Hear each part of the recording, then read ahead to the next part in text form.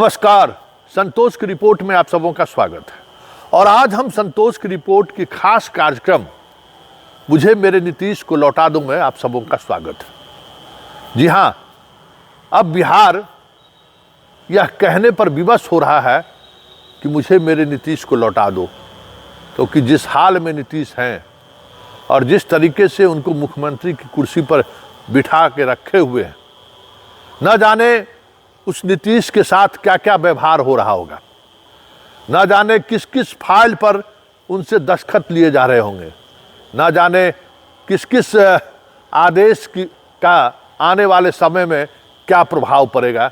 ये सारे ऐसे सवाल हैं जिन सवालों के सहारे बिहार कह रहा है कि मुझे मेरे नीतीश को लौटा दो। कौन सा गुनाह किया है नीतीश? कौन से गुनाह की सजा दी जा रही है नीतीश कुमार को? आखिर वो भी तो कह दीजिए।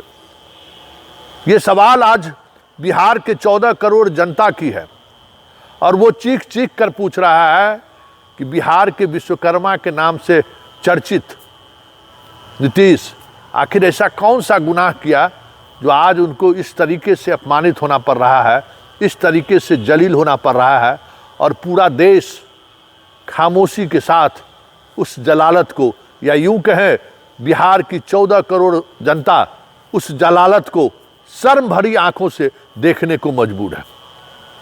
बड़ा सवाल है और सवाल मौजूद है और सवाल उन तमाम नेताओं से है कि आखिर नीतीश कुमार जब उस मना स्थिति में नहीं है तो फिर उनको मुख्यमंत्री की कुर्सी पर बिठा कर रखने का मतलब क्या? कहाँ गए वो मंगल पांडे?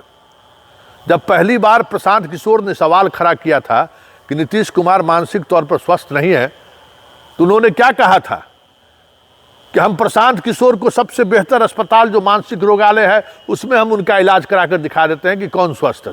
वो खुद बीमार लग रहे हैं। आज कहाँ है मंगल पांडे? मंगल पांडे क्यों नहीं मेडिकल बुलेटिन जारी कर रहे हैं कि नीतीश कुमार की मना स्थिति क्या है? वो नीतीश कुमार नहीं हो सकते जो राष्ट्रीय गान में जो चीजें पूरा देश दुनिया ने देखा है, वो आदमी इतना कैजुअल हो ही नहीं सकता है। आज जिस तरीके से जगजीवन राम की जयंती के मौके पर मीडिया के सामने आओ और हाथ जोड़ते दिखे, ये मेरा नीतीश नहीं है। हमने इस नीतीश को कभी नहीं देखा है। हमने उस नीतीश को देखा है जिसके आजू बाजू में चीफ सेक्रेटरी डीजीपी को कौन कहे, बड़े से बड़े ताकतवर मंत्री भी 10 फीट की दूरी बनाकर चलते थे। और मीडिया से मैंने उस नीतीश को देखा है जो मीडिया के से रूबरू होने के लिए अगर उठकर चल देते थे तो किसी की औकात नहीं होती थी कि बीच सवाल में वो उनको टोक दे। किसी की औकात नहीं थी कि पीछे से उनका कुर्ता खींच दे। मुझे वो नीतीश लौटा दीजिए। हमें ये नीतीश नहीं चाहिए। सार्वजनिक मंच पर जिस तरीके से नीतीश को अपमानित किया जा रहा है या जिस तरीके से अपमानित हो रहे हैं बिहार की 14 करोड़ जनता, अब बहुत हो गया।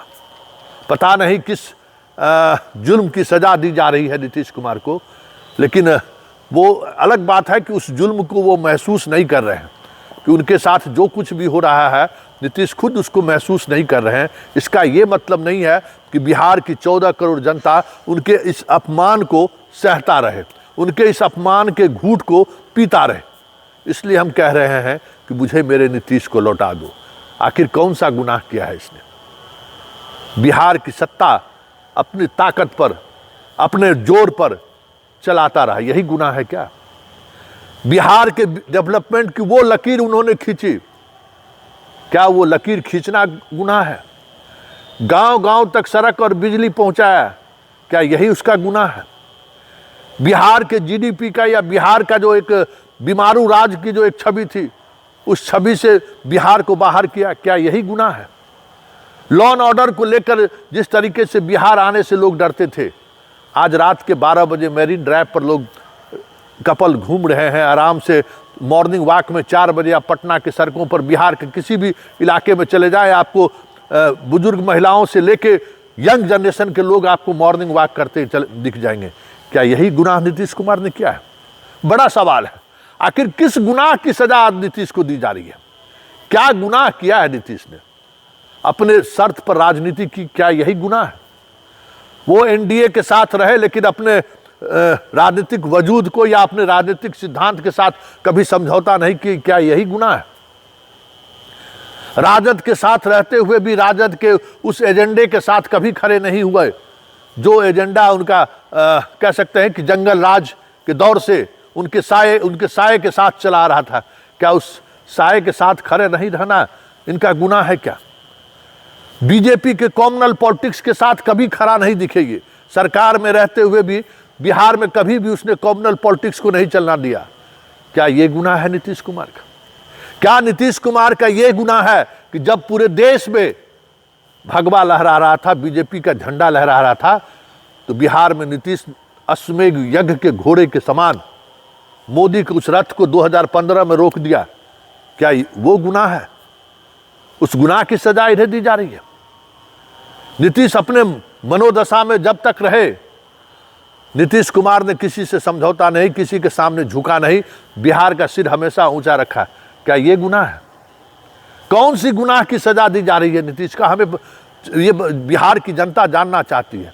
बिहार की 14 करोड़ जनता यह जानना चाहती है आखिर क्या गुनाह किया नीतीश कुमार जो इस तरीके से आज उपहास का पात्र बनाने पर लोग, उनके साथ जो रहने वाले लोग हैं वो उनको इस तरीके से विवश कर रहे हैं। क्यों नहीं उनका मेडिकल रिपोर्ट जारी होता है? अगर वो स्वस्थ नहीं है तो उनका इलाज, बेहतर इलाज क्यों नहीं हो रहा है? आखिर उनको कौन सी बीमारी है? नीतीश नॉर्मल नहीं है, ये अब सारा बिहार देख रहा है, पूरा देश देख रहा है। तो आखिर नीतीश जिस बीमारी से ग्रसित हैं, क्या इस प्रदेश की जनता को ये जानने का अधिकार नहीं है? क्या इस प्रदेश की जनता को ये जानने का अधिकार नहीं है कि जो बीमारी उनको है उस बीमारी का इलाज नहीं है? उनका इलाज संभव नहीं है क्या? पूरी दुनिया में कहीं इस बीमारी का इलाज नहीं है। आखिर कौन सा लाइलाज बीमारी नीतीश कुमार को हो गया? देश भी जानना चाहता है और बिहार की 14 करोड़ जनता भी जानना चाहती है। क्या कोई साजिश का नतीजा तो नहीं है नीतीश कुमार का बीमार होना? क्या किसी साजिश के तहत उनका इलाज नहीं कराया जा रहा है? यह संभव नहीं है क्या? राजनीति में क्या नहीं होता है? तो अगर राजनीति में ये सारी बातें हो सकती हैं तो क्या वाकई में बिहार की जनता इतने विवश है कि नीतीश को उस हाल में देखते रहने के बावजूद भी खामोश है? ये सवाल मेरी तरफ से है बिहार की जनता के लिए। ठीक है, नीतीश कुमार से वैचारिक मतभेद हो सकते हैं, नीतीश कुमार के विचारों से आप असहमत हो सकते हैं, लेकिन नीतीश कुमार ने जो बिहार में दिया है, जो बिहार को दिया है, उसको कभी भुलाया नहीं जा सकता है। बिहार के सम्मान को जिस तरीके से राष्ट्रीय फलक पर स्थापित किया है, उसको कभी भुलाया नहीं जा सकता है। हमें याद है वो दौर जब नीतीश कुमार के जनता दरबार में जब प्रेस कॉन्फ्रेंस होता था तो सारे नेशनल मीडिया लाइव करते थे, कंटिन्यू घंटों लाइव होता था और एक से एक सवाल पूछा जाता था। हर सवालों का वो कभी गुस्से में नहीं देखे नीतीश कुमार। यही गुनाह है उनका क्या? किस गुनाह की सजा उन्हें दी जा रही है? और अगर वाकई में वो गुनाहगार हैं तो जरा वो भी बता दीजिए। पीठ पीछे खंजर घोंपने से ठीक है, आपके आत्मा को शांति मिल सकता है, लेकिन याद रखिए ये बिहार है, बेबस है, देखने को मजबूर है, लेकिन पलटकर वार करना भी जानता है। इस खेल के पीछे जो भी खड़ा हो, जो भी खड़े हैं नीतीश के इस बेचारगी को भुनाने के लिए, याद रखिएगा बिहार की जनता ने अगर इस तरीके से सोचना शुरू कर दिया तो 2025 को छोड़ दीजिए। जो अरमान लेके रथ पर सवार होके जो चल रहे हैं ना, वो रथ की सवारी कर्ण की तरह किसी सामान्य से पिच पर फंसता हुआ दिख जाए तो कोई बड़ी बात नहीं होगी, क्योंकि ये सवाल अब उठने लगा है कि मेरे नीतीश को ये इस हाल तक किसने पहुंचाया है? क्या वाकई में नीतीश बीमार है तो उनका इलाज नहीं हो सकता है? क्यों स्टेट या जो लोग उनके आसपास हैं वो उनके इस बीमारी को छुपाना चाहते हैं? बड़ा सवाल है और इन सवालों के सहारे नीतीश के आसपास जदयू के जो भी बड़े नेता हैं उनसे भी मेरा सवाल है, नीतीश कुमार पर रोजाना मेडिकल बुलेटिन जारी होनी चाहिए, क्योंकि जो खबर आ रही है वो खबर सही नहीं है। खबर यहाँ तक आ रही है कि हाल के दिनों में इन्होंने चीफ सेक्रेटरी को मिलने के लिए बुलाया था, और जब मीना साहब पहुँचे तो कहा जा रहा है कि उन्होंने मीना को पहचानने से इनकार कर दिया, और जब मीना साहब परिचय दिए तब वो पूछते हैं कि आप कहाँ आजकल हैं, और जब उन्होंने कहा कि हम तो चीफ सेक्रेटरी हैं तो कहते हैं कि आप यहाँ बैठकर पॉलिटिक्स करते हैं कि जाके सत्ता संभालिएगा। अगर वाकई में ये सच है तो फिर इस बीमार नीतीश कुमार को क्यों इस तरीके से जगह जगह घुमाया जा रहा है कि डेवलपमेंट के नाम पर इनको मुखौटा की तरह घुमाया जा रहा है? क्या इसकी जरूरत? अरे बीमार है तो उनको आराम करने के लिए छोड़ दीजिए ना। बिहार को बहुत कुछ इन्होंने दिया है।